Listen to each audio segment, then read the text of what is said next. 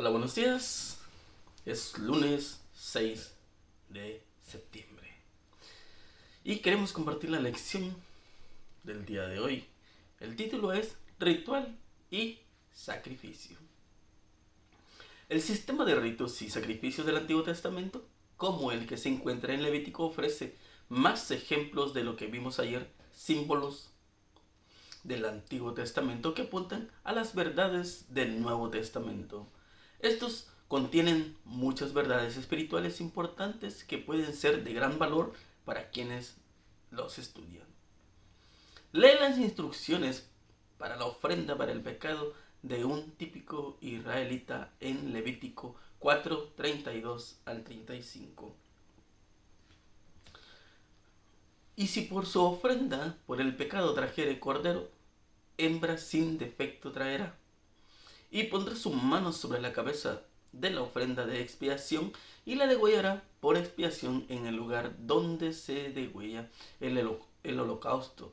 Después, con su dedo el sacerdote tomará de la sangre de la expiación y la pondrá sobre los cuernos del altar del holocausto y derramará el resto de la sangre al pie del altar y le quitará toda su grosura, como fue quitada la grosura del sacrificio de paz.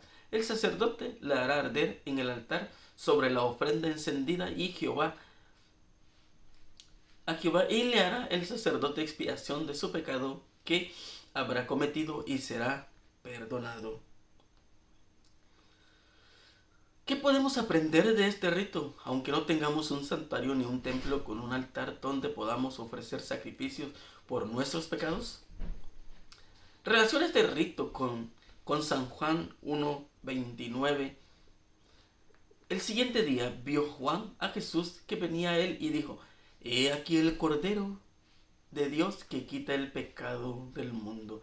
Y en primera de Pedro 1:18 al 21 leemos: Sabiendo que fuiste rescatado de vuestra vana manera de vivir, la cual recibiste de vuestros padres, no con cosas corruptibles como oro o plata, sino con la sangre preciosa de Cristo, como un cordero sin mancha y sin contaminación, ya destinado desde antes de la fundación del mundo, pero manifestado en los postreros tiempos por amor de vosotros, y mediante el cual creéis en Dios, quien le resucitó de los muertos y le ha dado gloria, para que vuestra fe y esperanza sean en Dios. Un rito es un excelente comunicador de valores e información y debe entenderse en su contexto. Por lo general requiere un tiempo específico, una ubicación particular y una secuencia predeterminada de acciones para que sea eficaz. De hecho, cuando leemos los preceptos bíblicos del Antiguo Testamento con respecto al sacrificio, queda en claro que Dios dio detalles muy específicos sobre lo que se podía sacrificar, cuándo, dónde y qué ritual y procedimiento seguir. La sangre y el derramamiento y la aspersión de sangre eran fundamentales para muchos de los ritos. Esto no es algo atractivo, ni se suponía que lo fuera, porque se trata de las cosas más feas del universo, y eso es el pecado. ¿Qué papel exactamente desempeña la sangre y por qué tenía que colocarse en los cuernos del altar? Buena pregunta. Si bien la mayoría de los ritos relacionados con el santuario aparecen en forma prescriptiva, es decir, dan instrucciones sobre cómo hacerlo, no siempre incluye todas las explicaciones. Quizás sea porque el pueblo ya sabía lo que significaba todo. A fin de cuentas, el pueblo de Israel captaba el significado de la sangre. No obstante, el ejemplo tomado de Levítico 4:32 al 35 tiene una importante explicación en Levítico 4:35. Le hará el sacerdote expiación de su pecado que ha cometido y será perdonado. Por lo tanto, la sangre era clave en todo el proceso de expiación, el medio por el cual los pecadores podemos ser justificados ante Dios, un Dios santo. Por lo tanto, lo que vemos con estos sacrificios es un tipo, un modelo de la muerte y el ministerio de Cristo en nuestro favor. Piensa cuán grave debe ser el pecado que hizo falta el sacrificio propio de un miembro de la deidad. Sí, Jesús. Jesús tuvo que morir para expiarlo. ¿Qué debería enseñarnos esto? Porque debemos confiar solo en la gracia y nunca en las obras. Al fin y al cabo, ¿qué podríamos agregar a lo que Cristo ya ha hecho por nosotros? Y en el comentario leemos: hace casi 2000 años se oyó en el cielo una voz de significado misterioso que, partiendo del trono de Dios, decía: He aquí yo vengo. Cristo estaba por visitar nuestro mundo y encarnarse. Él dice: un cuerpo me has preparado. Si hubiese aparecido con la gloria que tenía con el Padre antes que el mundo fuese, no podríamos haber soportado la luz de su presencia, a fin de que pudiésemos contemplarla y no ser destruidos. La manifestación de su gloria fue velada, su divinidad fue cubierta de humanidad, la gloria invisible tomó forma humana visible. Este gran propósito había sido anunciado por medio de figuras y símbolos. La zarza ardiente en la cual Cristo apareció a Moisés revelaba a Dios. El símbolo elegido para representar a la divinidad era un humilde plan y que no tenía atractivos aparentes, pero encerraba el infinito. El Dios que es todo misericordia velaba su gloria en una figura muy humilde, a fin de que Moisés pudiese mirarla y sobrevivir. Así también en la columna de nube de día y la columna de fuego de noche, Dios se comunicaba con Israel, les velaba su voluntad a los hombres y le impartía su gracia. Sí, la gracia de Dios estaba suavizada y velada su majestad, a fin de que la débil visión de los hombres finitos pudiesen contemplarla. Su gloria estaba velada, su grandeza y majestad ocultas, a fin de que pudiese acercarse a los hombres entristecidos y tentados. Cada mañana, cada tarde se ofrecía sobre el altar un cordero de un año, con las oblaciones apropiadas de presentes, para simbolizar la consagración diaria a Dios de toda la nación y su constante dependencia de la sangre expiatoria de Cristo. Los sacerdotes debían examinar todos los animales que se traían como sacrificios y rechazar los defectuosos. Solo una ofrenda sin defecto podía simbolizar la perfecta pureza de aquel que había de ofrecerse como cordero sin mancha y sin contaminación, dice Primera de Pedro 1:19.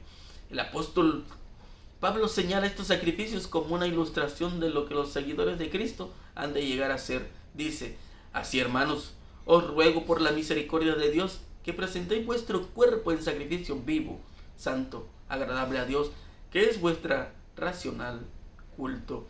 En Romanos 12:1. Cristo era el Cordero que fue muerto desde la fundación del mundo. Para muchos ha sido un misterio porque se necesitaban tantas ofrendas ceremoniales en la dispensación antigua, porque tenían tantas víctimas. Cruentes eran llevadas al altar, pero la gran verdad que debía haberse mantenido ante los hombres y haberse expreso en la mente y el corazón eran estas: sin derramamiento de sangre no se hace remisión de pecados. En cada víctima cruenta estaba simbolizado el Cordero de Dios que quita el pecado del mundo. Cristo, sí, Cristo mismo fue el originador del sistema judío de culto, en el cual se anticipaban las cosas espirituales y celestiales por medio de símbolos y sombras. Muchos olvidaron el verdadero significado de esas ofrendas y se perdió para ellos la gran verdad de que solo mediante Cristo hay perdón de pecados. Interesante lección, ¿verdad? Nos damos cuenta de que desde la entrada al pecado, ahí en Génesis capítulo 3, cuando Adán y Eva pecaron, tuvo que morir un cordero. Y ese cordero representaba a Cristo. Y desde ese momento empezó la muerte de corderos hasta la venida de Cristo. Sí, te puedes imaginar solamente cuando lees en el libro de Job, cómo Job ofrecía sacrificios por sus 7 hijos en la mañana y en la tarde. ¿Cuántos corderos tenían que morir? Ahora, Job no lo hacía por sí, porque sus hijos habían pecado. Él decía: tal vez mis hijos han pecado. Pero Job sabía de que Todos nosotros somos pecadores y fallamos, ¿verdad? Y te imaginas cómo si nosotros pecamos, digamos, en la mañana, o cuando ofrecemos nuestro sacrificio en la mañana y pecamos en ese día, tenemos que ofrecer sacrificio en la tarde para expiación de pecados. ¿Cuántos corderos tendrían que morir? Demasiados. Mas, sin embargo, fue representación solamente de la muerte de Cristo. Sí, si Cristo hubiese venido con su gloria y majestad, probablemente el ser humano no pudiese haberle visto, porque el pecado causa separación de Dios.